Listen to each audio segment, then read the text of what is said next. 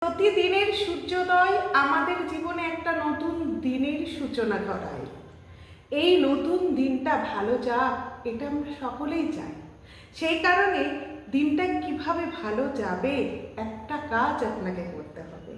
ঘুম থেকে ওঠার পর কারো দিকে না তাকিয়ে সবার আগে চোখ খুলে দুটো হাত এক জায়গায় করে হাতের তালুটা দর্শন করুন, আর একটা মন্ত্র আপনি বলুন, করাগ্রে বসত লক্ষ্মী, কর মধ্যে সরস্বতী, কর মূলে স্থিত ব্রহ্মা, প্রভাতে য কর দর্শনা।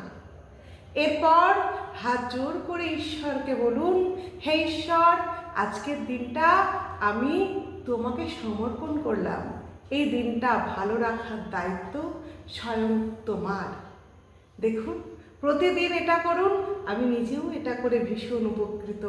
সকলেই ভালো থাকুন। জয় মা তারা।